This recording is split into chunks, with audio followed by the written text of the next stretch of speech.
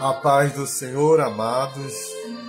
Nessa manhã eu quero meditar mais uma vez convosco nas Sagradas Escrituras, em Mateus, no capítulo 5, a partir do versículo 3. Bem-aventurados os pobres de espírito, porque deles é o reino dos céus. Bem-aventurados que choram, porque serão consolados. Bem-aventurados mansos, porque herdarão a terra. Bem-aventurados que têm fome e sede de justiça, porque serão saciados. Bem-aventurados misericordiosos, porque alcançarão misericórdia. Bem-aventurados puros de coração, porque verão a Deus. Bem-aventurados pacificadores, porque serão chamados filhos de Deus.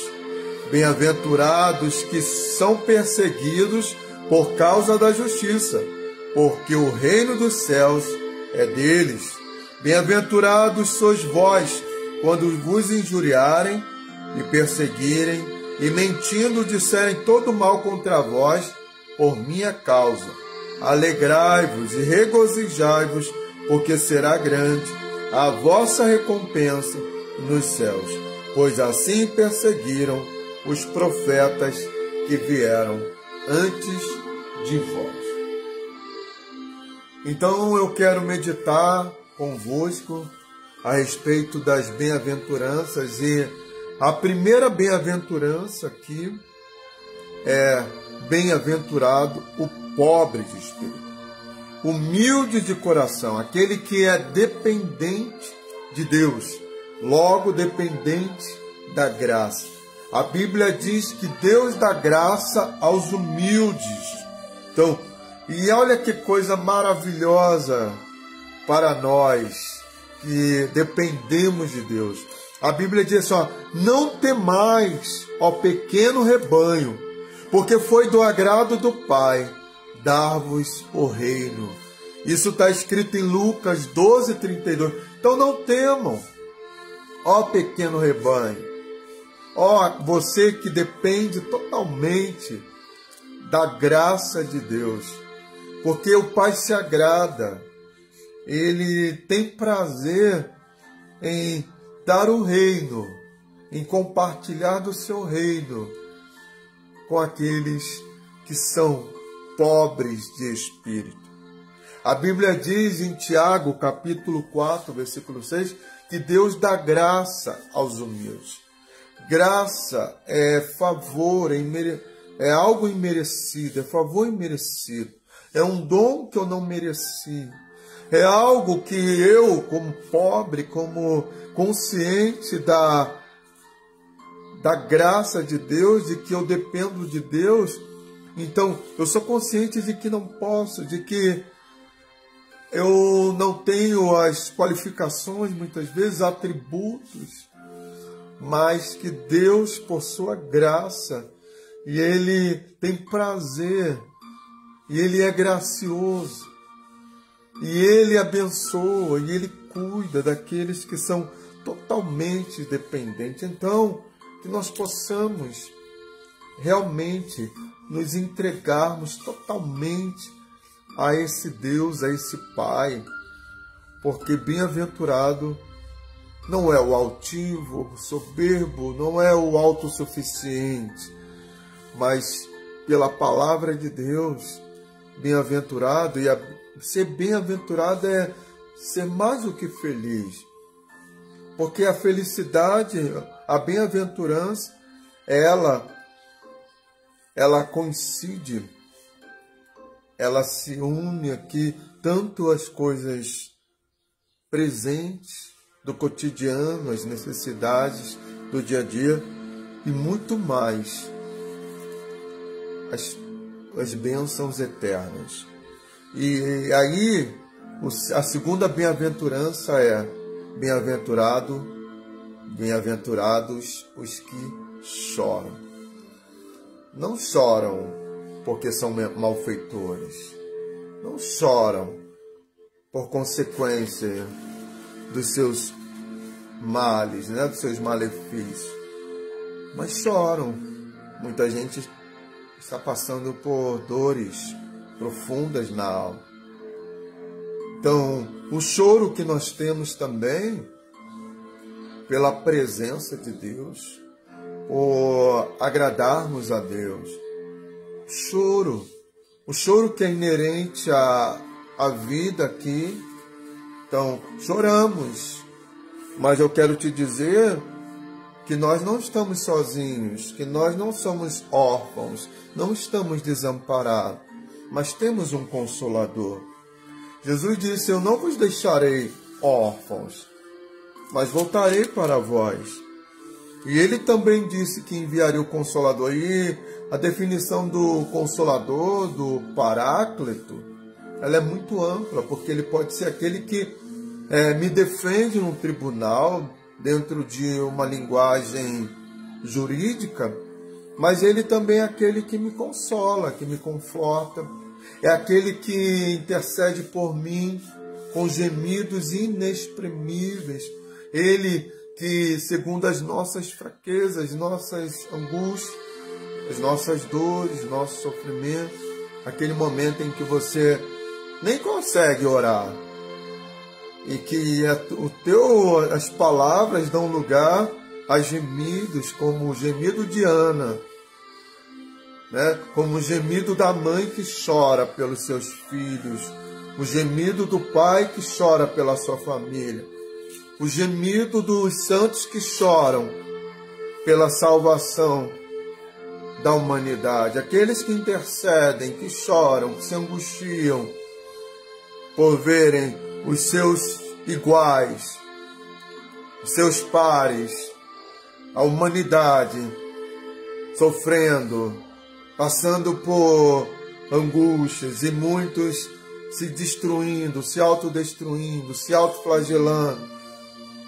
Então o choro da esposa que foi abandonada, ou do esposo que foi abandonado, o choro daquele que está passando por problemas de saúde, que estão ali no leito de hospital, o choro daqueles que foram abandonados, que foram rejeitados, que foram traídos.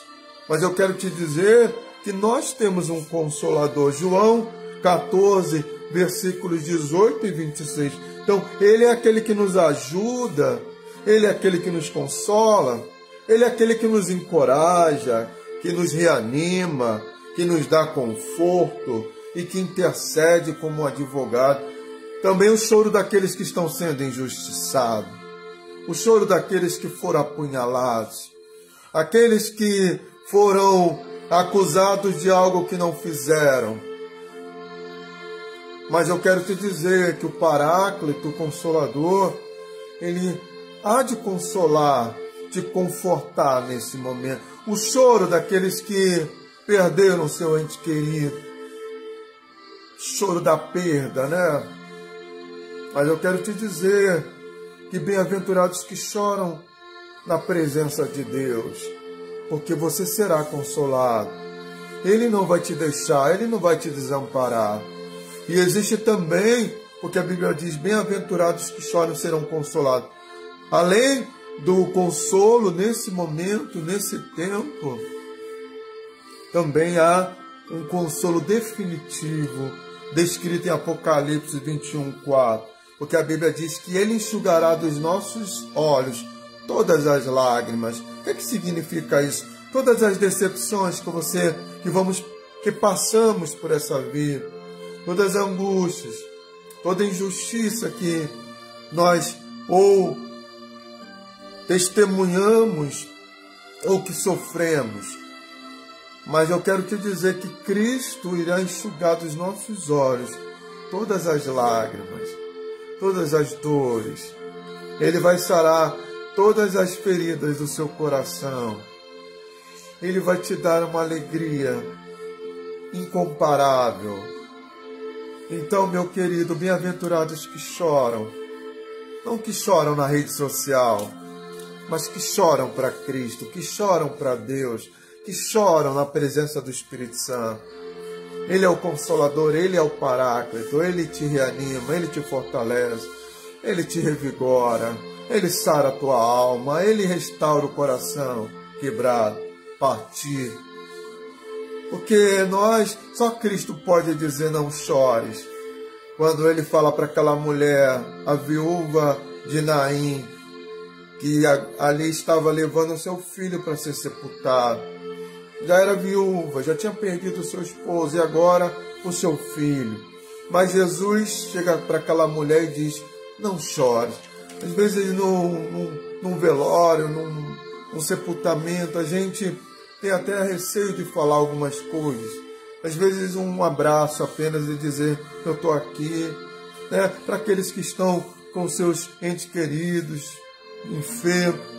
E às vezes é difícil falar uma palavra que muitas vezes não venha ofender aquela pessoa. Então, mas Jesus é aquele que pode dizer cabalmente, não chores porque eu ressuscito o morto. Não chores porque eu curo o enfermo. Não chores porque eu trago aquele que foi embora. Não chores porque eu defendo a tua causa. Não chores porque eu não te desamparo. Eu sou teu fiel amigo. Para a viúva, não chores, porque agora eu serei o seu Senhor, o seu esposo, né? Porque ele é o Deus dos órfãos e das viúvas.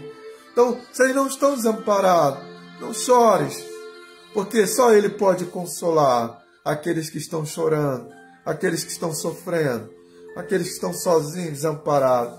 Porque bem-aventurados que choram pelos seus erros que cometeram e que hoje também não querem mais cometer os seus erros, não querem mais retroceder, não querem mais pecar, não querem mais se afastar da presença de Deus.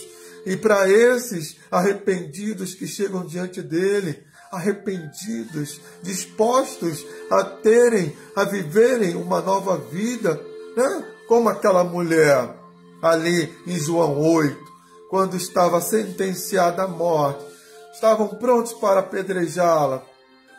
E aí perguntam para o mestre, mestre, bem sabemos que tu és justo, que julga com reta justiça. Pela lei de Moisés, essa mulher tem que ser apedrejada. E tu, que dizes? E aí Jesus, sabiamente, conhecendo aqueles homens capciosos, cheios de maldade, querendo pegá-lo ali numa contradição, o Senhor diz, aquele que não tem um só pecado, atire a primeira pedra. Então, depois vão todo mundo embora, a partir do mais velho até o mais novo. E aí a mulher está ali, humilhada. E Jesus disse, mulher, onde estão os teus acusadores? Eles não te condenaram, eu também não te condeno. Mas vai e não peques mais. Aproveita essa oportunidade que você recebeu. Você era para ter morrido, mas eu intervi em tua causa, para que você não morresse, mas para que você mudasse de vida. E aquela mulher humilhada que estava ali, prestes a morrer, chorando, agora ela foi consolada pelo Senhor. Bem-aventurados os mansos, porque eles herdarão a terra. Jesus disse na sua palavra, Mateus 11, 29, aprendei de mim, que sou manso e humilde de coração. O que é a mansidão? A característica de quem é manso. Então, é uma pessoa branda, pacífica, que tem um temperamento fácil, tá? É falta de agitação, sem pressa, desprovido de inquietação, tranquilo, brando. Falando sobre ser pacífico, a Bíblia diz, segui a paz com todos. Isso está em Hebreus 12, 14. Então, manso, ele é pacífico. Quanta gente tem perdido a terra por falta de mansidão? E a terra que eu quero dizer, a terra é aquilo que você tem a sua propriedade, aquilo que você conquistou. A terra pode ser um bem material, a terra pode ser a sua família, a sua própria vida. Então, quanta gente tem perdido a cabeça, tem se precipitado e tem perdido muitas vezes a sua liberdade, naquele momento de furor, naquele momento de ira, a pessoa ela age sem mansidão e acaba perdendo a terra, porque bem-aventurados os mansos, porque eles herdarão a terra. A Bíblia também diz que a resposta branda, ela desvia o furor, mas a palavra dura suscita a ira. Então, se a pessoa responder uma ofensa com brandura, com mansidão, ela vai apagar a ira, ela vai desviar o furor. Mas se ela for responder uma ofensa com outra ofensa, com uma palavra dura, então, queridos, ela vai suscitar ira. E aí da ira é que a gente tem visto quantas desgraças. Às vezes no trânsito, o pai de família está com a sua família ali, e de repente tem alguém ali apressado, uma pessoa que negligente, irresponsável. E aí o pai de família, ele também, muitas vezes, por falta de mansidão, se envolve muitas vezes a gente vê discussão, numa briga, e acaba terminando em fatalidade. Eu me recordo de um fato, houve lá em Campo Grande, uma vez, Mato Grosso do Sul, que numa briga de trânsito, o pai de família foi morto ali, a tiro, diante da sua família, porque faltou brandura. Então, a resposta branda vai desviar o furor, mas a palavra ríspida, a resposta dura, vai suscitar a ira. A Bíblia diz que na ira do homem, esse texto que eu falei está em Provérbios 15, 1, tá? E Tiago 1,20 diz que na ira do homem não opera a justiça de Deus. Muita gente quer ser justiceiro, quer fazer justiça com as próprias mãos e acaba piorando a situação. Na ira do homem, a justiça de Deus, querido, entrega para Deus. Te caluniaram, entrega para Deus. Falaram mal, falaram mentira, levantaram falso testemunho, leva para Deus, porque Ele é o justo juiz. Se você entregar para Deus, Ele vai julgar a tua causa. Mas se você colocar a mão para agir, e muitas vezes cheio, nutrido, estimulado, influenciado por ódio, por sentimento de vingança, então Deus não estará ali para julgar a tua causa. Mas se você entregar para Deus, tenha certeza que os mansos vão herdar a terra, porque Deus julgará a tua causa. É interessante que quando Jesus fala que aprender dele, que é manso e humilde de coração, a Bíblia diz que ele foi levado como ovelha muda ao matador. Era uma profecia que estava lá em Isaías 53:7, e que de fato Atos vai ser relatado isso, que ele, Atos 8:32, que ele foi levado como uma ovelha muda. Jesus poderia ter se defendido. Jesus tinha autoridade, ele tinha poder para isso. É interessante que quando Pedro, corta a orelha de Malco, Mateus 26:52, e aí Jesus fala para ele assim, embainha, ele desembainhou a espada ou um punhal e cortou, e Jesus foi lá e colocou de volta a orelha daquele homem. E aí Jesus falou para Pedro assim, Pedro, não pense você, porque se eu quisesse, eu iria pedir ao Pai 12 legiões de anjos. Só que pensa uma coisa, 12 legiões faria ali em Jerusalém uma chacina mesmo, uma carnificina. Por quê? Porque 6.000 homens representavam, então, os soldados romanos. Então Jesus, uma legião, tá bom, agora me lembrei, a legião do soldado romano correspondia a 6.000 soldados, mais ou menos. Então multiplica vezes 2, daria uns 72.000 anjos. Queridos, se a gente recordar, para quem conhece um pouco de Bíblia, aquele fato que houve lá em Senaqueribe, lá no arraial da Síria, no Senaqueribe, quando o homem de Deus orou ao Senhor, né? E o Senhor mandou um anjo, e um anjo fez com que 185 mil soldados que estavam ali para destruir o povo de Deus, eles mesmos se autodestruíram com apenas um soldado, um anjo do Senhor, que é um soldado do Senhor, né? Imagina Jesus falando para Pedro. Só que Jesus, ele se entregou como ovelha muda. E olha o que é difícil. E aí a gente vê a questão. Ele tinha poder para se soltar dos seus inimigos. Mas ele se entregou. E aí, olha o que é mansidão, domínio próprio, né?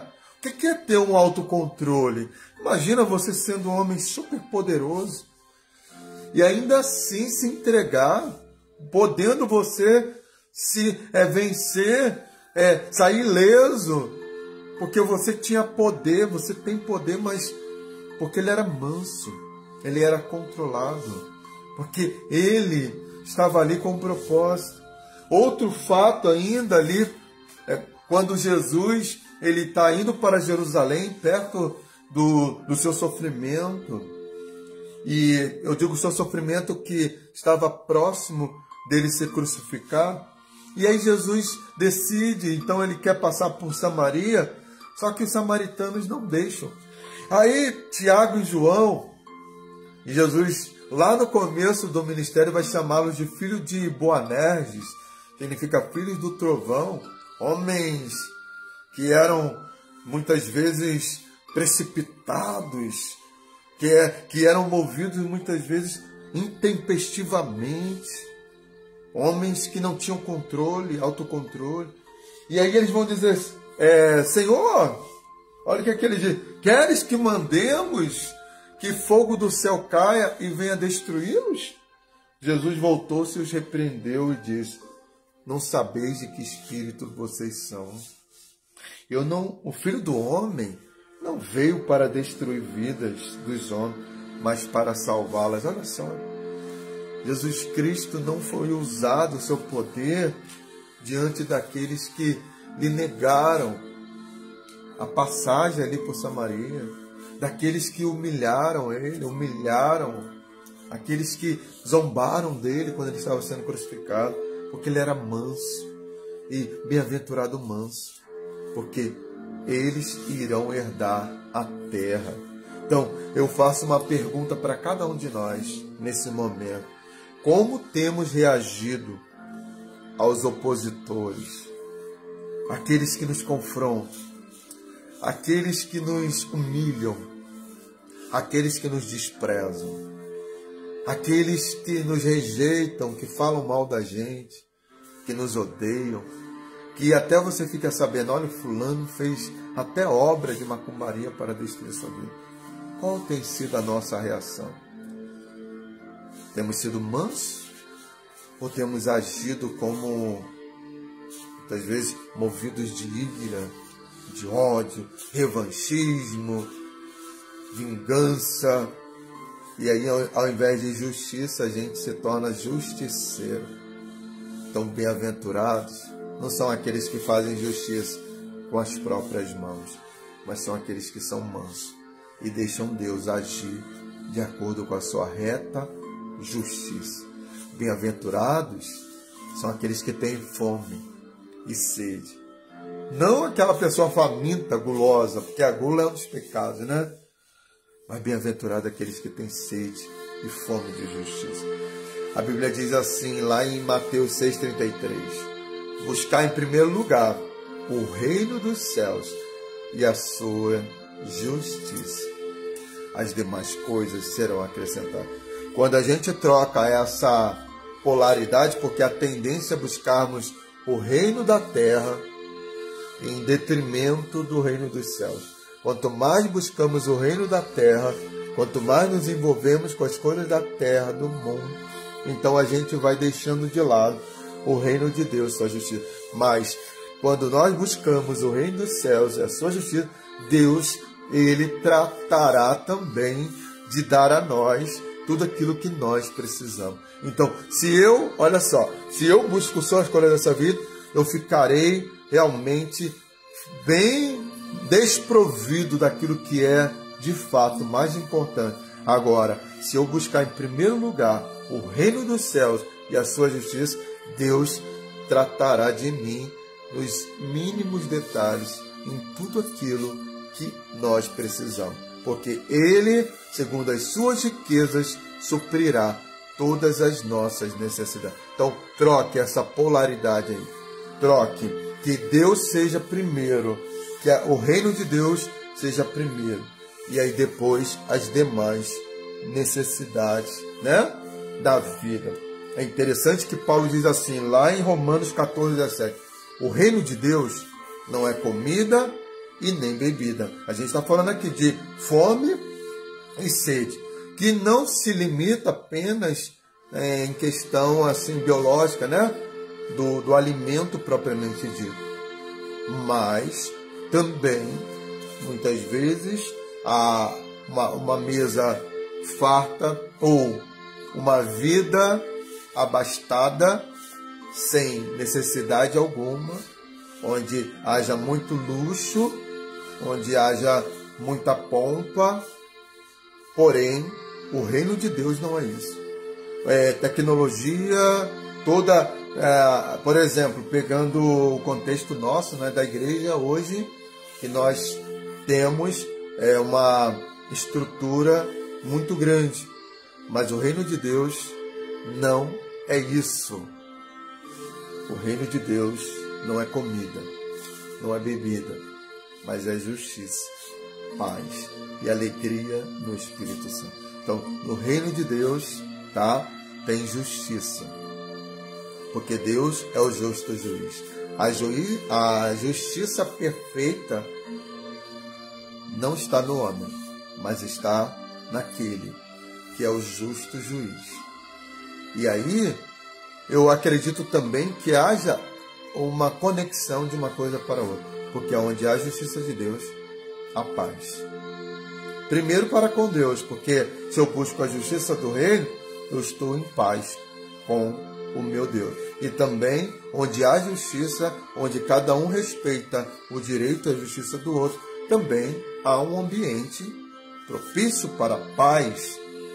E também, logo, a alegria do Espírito Santo em estar obedecendo ao Pai, estar me relacionando com Ele, mas também em relação ao outro, onde a justiça e paz, logo, é um lugar, né? Um lugar de alegria, um lugar prazeroso, um lugar de satisfação.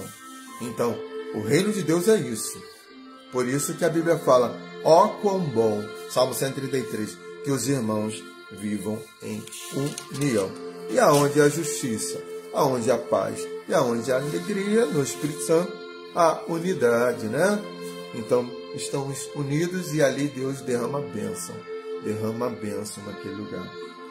Então, que a justiça de Deus venha, é o que Jesus nos ensinou. Então, a oração do Pai Nosso traz para nós isso, que a nossa fome, a nossa sede é que Deus estabeleça o seu reino e a sua justiça, porque quando Deus estabelecer, então as coisas velhas, até a gente vê isso lá em Apocalipse 21, que as coisas passadas, as coisas antigas, elas vão passar para que venha novos céus e nova terra, para que venha um novo reino, o reino de Deus, não um novo, porque o reino de Deus existe eternamente, mas o novo para o tempo que Deus tem determinado, onde Deus vai estabelecer o seu reino e a sua vontade. Então, quando Ele estabeleceu o seu reino e a sua justiça, então a Bíblia diz também lá em Apocalipse 21, 6, que a quem tem sede darei de graça da fonte da vida, da água da vida. E aí eu quero também ler, porque quando Ele estabeleceu o seu reino, aqui em Apocalipse 21, versículo 1 ao 7, olha o que diz, versículos 1 ao 7. Vi um novo céu, uma nova terra, pois o primeiro céu e a primeira terra passaram, e o mar não existe mais. Vi também a cidade santa, a nova Jerusalém, que descia do céu, vinda de Deus, arrumada como uma noiva adornada para o seu noivo. Ouvi uma forte voz vinda do trono, dizendo: o tabernáculo de Deus está agora com os homens. Deus habitará com eles, e eles serão seu povo, e Deus mesmo estará com eles. Ele enxugará de seus olhos toda lágrima. Não haverá mais morte, nem luto, nem pranto, nem dor, porque as primeiras coisas passaram. E aquele que está assentado no trono diz: eis que faço novas todas as coisas, e acrescentou: escreve, porque estas palavras são fiéis e verdadeiras. Disse-me ainda: está feito. Eu sou o Alfa e o Ômega, o princípio e o fim.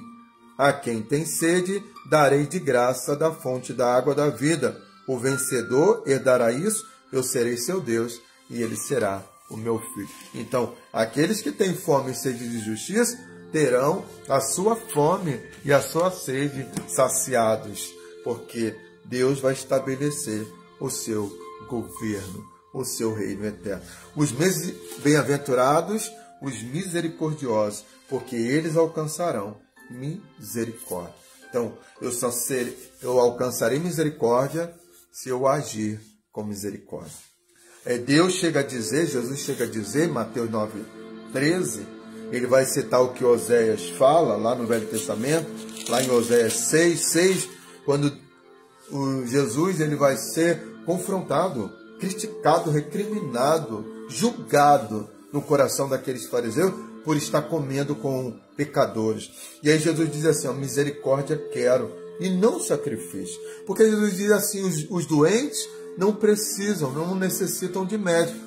Os doentes não. Os doentes necessitam, mas os justos não. E aqueles homens precisavam de médico. E o médico era Cristo, que iria curar a alma deles. Eles estavam doentes. Porque o pecado, uma vida sem Deus, o homem está doente, o homem está morto. O homem precisa ser restaurado. Mas com isso somente através de Jesus. Então, Jesus diz assim: ide, porém, e aprendei o que significa misericórdia. Misericórdia quero e não sacrifício. Porque Deus também vai recriminar ou rejeitar aquele povo de antigamente, porque Jesus diz assim: pois eu não vim chamar os justos, mas vim chamar os pecadores. Porque, vou citar o que Oséias capítulo 6:6 diz: porque eu quero misericórdia e não sacrifício, e o conhecimento de Deus mais do que o holocausto. Porque estavam sacrificando, tinha todo o ritual de sacrifícios, holocaustos, as ofertas pacíficas, a oferta pela culpa de pecado, e tantas ofertas, né, eram derramados ali ao Senhor, azeite, tantas coisas que se fazia, se sacrificava a divindade, mas a divindade não se satisfazia. Por quê? Porque, na verdade, aquele povo tinha perdido a essência de tudo. Eles não tinham misericórdia. Os próprios fariseus que buscavam cumprir todos os rituais, as ordenanças, eles tinham perdido o princípio da misericórdia. Então, estavam ali olhando para os indivíduos, mas não tinham misericórdia, como Cristo, que ao ver a multidão sem pastor, teve íntima compaixão, que viu o pecador, tinha íntima compaixão, que ao ver o necessitado, ele tinha íntima compaixão, que ao olhar o estado de Jerusalém que o havia rejeitado, a Bíblia fala que ele chora sobre Jerusalém. Então eles tinham perdido isso. É como nós hoje, estamos na graça, glória a Deus, por causa da misericórdia do Senhor. Mas nós não podemos nos esquecer que a gente vive num mundo, num contexto onde há tanta injustiça, tanta maldade, tanta pessoa morrendo sem ter o conhecimento da verdade, do conhecimento de Cristo. E isso não pode nos tornar indiferentes. Então, quando não agimos com misericórdia, vamos revelar, não conhecemos Deus, porque a Bíblia diz, Efésios 2:4, que Ele é riquíssimo em misericórdia. Também que as suas misericórdias são a causa de não sermos todos ser humano, consumidos, porque elas se renovam a cada manhã. Lamentações 3, do 21 ao 23. É interessante que o 21 diz assim: quero trazer à memória aquilo que me traz esperança. O que é que me traz esperança? Saber que Deus é Deus misericordioso, e que as suas misericórdias não têm fim. Então isso nos dá esperança, isso nos coloca de pé novamente, isso nos faz reacreditar, né? Reviver, que ele estava morto, ele revive porque ele lembra da misericórdia do Pai, como o filho pródigo estava morto, mas reviveu porque ele se lembrou que na casa do Pai havia fartura de pão. E ele lembrou também do caráter do Pai que era misericordioso e gracioso. Por isso que ele voltou para a casa do Pai, sabendo que o Pai não iria lançá-lo fora. Pelo contrário, o Pai o recebe novamente dentro de casa. Deus é gracioso. Efésios 2:8. Deus é gracioso. Ele, por isso que somos salvos, é por causa da graça desse Deus. E aí, Mateus 18, 23, 35, vai falar justamente, se Deus fala que bem-aventurados misericordiosos, porque alcançaram misericórdia, aqui em Mateus 18, 23 ao 35, fala da parábola do credor incompassivo, que foi perdoado, mas não perdoou o seu irmão. E aí logo o seu perdão foi anulado. Então, quando eu não perdoo, então também o perdão que eu recebi será anulado. Quando não somos misericordiosos, agimos como o irmão do filho pródigo, que ao invés de ficar alegre pelo retorno do seu irmão, ele simplesmente fica revoltado e não quer participar do banquete que o seu pai preparou pelo retorno do seu irmão. Então, é aquela pessoa que saiu da igreja muitas vezes, né? Foi para o mundo, quebrou a cara, mas ele volta. E muitos religiosos não gostam, ficam chateados.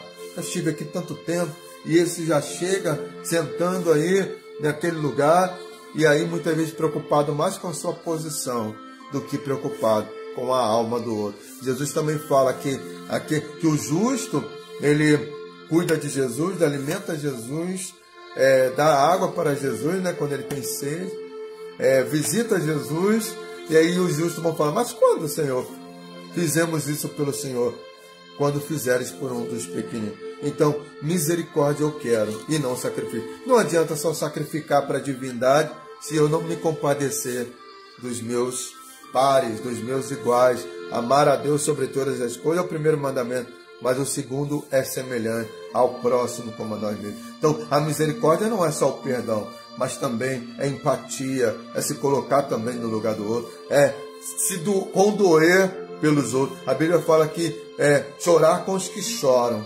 Então, está chorando ali, porque fez errado, não importa, ele já está pagando. Então, não cabe a nós aqui, vou pegar um exemplo, assim, uma frase, ela não cai muito bem, mas matar um cachorro morto, né? A pessoa já está ali destruída, ela mesma já tem consciência de que ela está pagando por aquilo e você ainda vai espizinhar, ainda vai tripudiar, ainda vai calcar ela e dizer, viu, eu não te disse, eu sabia, e aí ainda vir e tripudiar, rir, se alegrar da desgraça alheia. Não, isso não é um sentimento de compaixão, mas caiu, fez tudo errado, mas eu vou chorar por ele como Cristo. O ser humano faz tudo errado e ele ainda chora, ele chorou pelo pecado da humanidade. Então, bem-aventurados misericordiosos, porque eles alcançarão misericórdia. Os puros de coração. A gente pensa de puro de coração, não é somente não guardar mágoa, né? Ressentimento. Isso é uma das coisas que um puro de coração ele tem. Uma pessoa que não é ressentida, né? Ressentimento. Sentir novamente, está sempre sentindo. Então, algo que ele foi ferido há tempos atrás, há anos atrás, mas ainda machuca porque ele ressente. E aí toda vez que ele pensa, a gente não tem amnésia, a gente vai sempre pensar, mas sem dor mais, aquilo já não te causa mais dor. Mas não, o ressentido ele está sempre revivendo aquele trauma, aquela dor. E aí isso também e isso nos priva da graça de Deus. Mas também o coração puro, porque Jesus disse que o que contamina, porque quando a gente pensa em pureza, a gente vai pensar da santificação da nossa mente, do nosso coração. É a purificação. É interessante que quando a gente pensa em santificação, é tirar tudo aquilo que não presta do nosso coração. É a separação, é a renúncia daquilo que é impuro, daquilo que é profano. Não basta só lavar o prato, é preciso limpar a alma. Por que eu disse essa frase? Porque isso nos lembra ali daquela questão ali em Mateus 15, quando os religiosos eles vão questionar o fato dos discípulos não lavarem as mãos para comerem. E aí eles estão... E Jesus também vai falar, quando ele fala sobre os hipócritas, ele vai citar isso lá em Mateus, eu acho que é no capítulo 24, tá? 23, 24, lá no final, quando ele vai fazer duras críticas assim aos fariseus. E aí ele vai citar isso, que aqueles que lavavam o prato. Mas o que adianta lavar o prato? É todo o ritual de purificação, né? O próprio batismo, ser batizado. E se a gente não limpar o coração, porque Jesus falou que o que contamina o coração são os pensamentos que tem dentro dele. Porque é do coração que procede pensamentos maus, homicídios. A pessoa, ela, antes de matar, muitas vezes ela está maquinando, já está planejando como ela vai fazer. Os homicídios, adultério. Adultério é algo que muitas vezes a pessoa já está, ela olhou, ela desejou e ela alimentou aquilo, e quando ela vê, ela está ali cometendo adultério, a prostituição, né? Hoje a pornografia, que é tão fácil, né? Por causa da internet. Antigamente haviam portas que impediam, né? E hoje não tem mais porta. Hoje a pessoa entra e ela tem acesso a tudo que ela quer.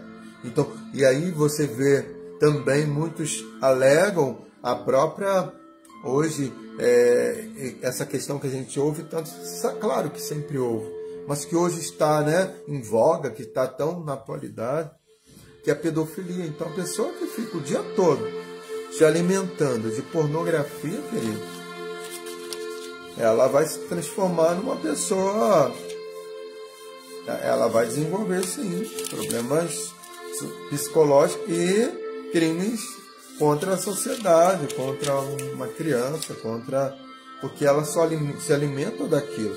Então, tudo isso vai sendo gerado dentro do coração. Então, o que mais você pensa é aquilo que você mais vai agir. Então, no capítulo 23, Jesus, isso mesmo, Mateus 23, Jesus vai fazer duras críticas a eles, chamando eles de sepulcro caiado. Então, por fora, aquela coisa até bonita, mas por dentro é morte, né? Todo sepulcro, de rico, de pobre, o fim da vida é o que tem dentro de um sepulcro. Então, às vezes, a gente está ali externando uma santidade, uma pureza, mas às vezes o coração cheio de sentimentos de prostituição, de falso testemunho, de maquinações, de difamações, pensamentos ruins, pensamentos malignos, impuros, né? Pode ser no sentido de revanchismo, de maquinação, de você querer de justiça, mas também de sentimentos impuros mesmo, de porneia, de pecado, relacionados a questões sexuais, de inveja, de porfia, de tantas coisas. E se o meu coração estiver cheio disso, eu não vou poder ver o Senhor, porque bem-aventurados os puros do Senhor, puros de coração, porque eles verão o Senhor, eles verão a Deus. Salmo 24, 4, aquele que é limpo de mão e puro de coração, que não entrega sua alma à vaidade, e nem jura enganosamente.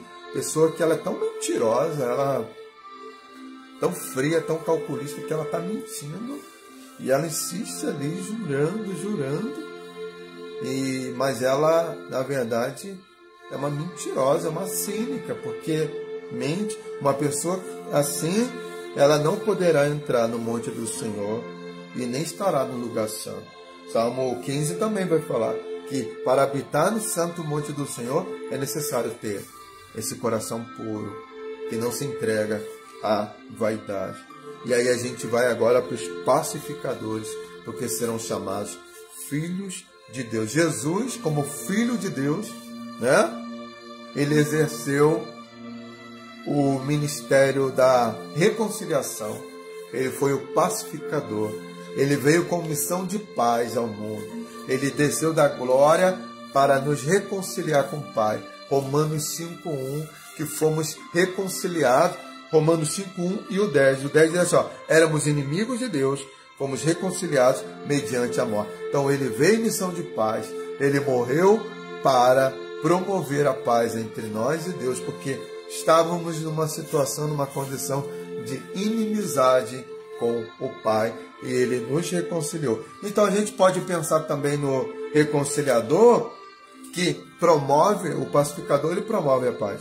E ao contrário dele, a Bíblia diz que Deus abomina os que promovem intrigas e inimizades entre irmãos, né?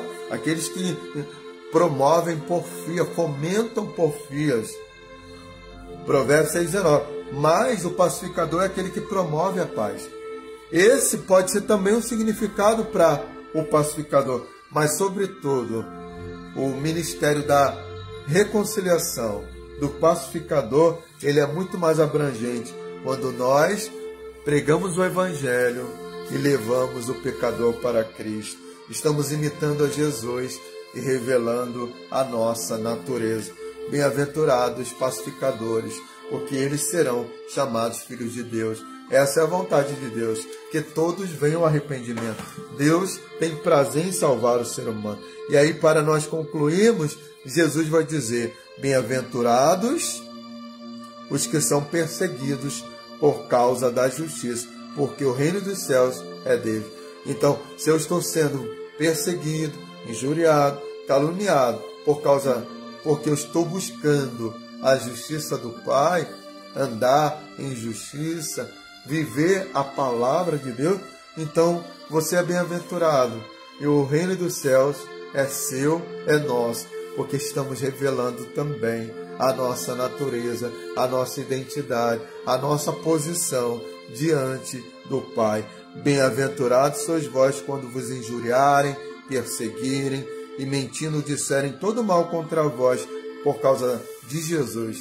Se falarem mal por causa dos meus erros, eu tenho que abaixar minha cabeça e tenho que me converter, assumir o meu erro. Mas se é porque você está buscando diligência, você está buscando a santificação sem a qual ninguém verá o Senhor, se você está buscando viver uma vida com Deus, consagrada para Deus, se separando do mal, se separando das fofocas, se separando de tudo aquilo que possa te estar colocando você em contradição com a palavra de Deus, e se isso gerar na sua vida perseguição, rejeição, se as pessoas não gostarem de você por esse motivo, por esse fato, não se preocupe não. Por quê? Porque fizeram isso também com o seu Senhor, com o nosso Senhor Jesus Cristo. Alegrai-vos, mas não fica aí deprimido, ressentido, né? Aquela pessoa que fica ali murmurando, reclamando. Ah, Senhor, ah, Pai, ah, não sei o quê, ah, ninguém gosta de mim, ah, o mundo não gosta de mim, ah, as pessoas me abandonaram, ah, não sei isso, ah, não dessa forma que a gente vai ser bem-aventurado. Nós vamos ser bem-aventurados se nos alegrarmos, se nos regozijarmos, porque lembrando que, tendo em vista que as leves e momentâneas tribulações, elas vão produzir um peso eterno de glória. Que se você sofrer com Cristo, com Ele também você será glorificado. Se você carrega uma cruz por Cristo, também você receberá uma coroa. Então, se você olhar por esse prisma, por essa cosmovisão, uma visão que transcende a situação que está vivendo hoje, então você vai ter esperança, alegria. Por quê, querido? Porque você vai ter em mente que tudo que você está passando vai resultar num peso eterno de glória, que a recompensa no reino dos céus será extraordinária, será maravilhosa. Aquilo que o olho não viu, aquilo que o ouvido não escutou, não subiu ao coração do homem, é o que Deus tem preparado para aqueles que amam a Ele. Então, você ama o Senhor, você se alegra no Senhor, você regozija, rejubila no Senhor. Então será grande a recompensa porque será grande a recompensa dos céus, pois assim perseguiram os profetas que vieram antes de vós. Os nossos irmãos profetas do Antigo Testamento, que termina em João, ele é o último profeta do Velho Testamento, embora ele seja citado no Novo, mas a conexão da lei termina em João e agora, através de Cristo, se inicia a graça, o ministério da graça, a nova aliança. Então, até eles, homens que foram perseguidos, que a humanidade não os compreendeu, muitos ficaram em cavernas, né? Como a gente vê lá na galeria de Hebreus 11, dos heróis da fé. Então, muitos foram decapitados, muitos foram devolvidos com vida, mas outros foram mortos, foram perseguidos, venceram o exército, e muitos outros, né? Os profetas do Antigo Testamento, e a Bíblia vai dizer aqueles que, como João, que usaram roupa, né? Pelo de camelo, Elias também, que eram meio estranhos na sociedade. Porém, esses homens, eles conquistaram grande recompensa.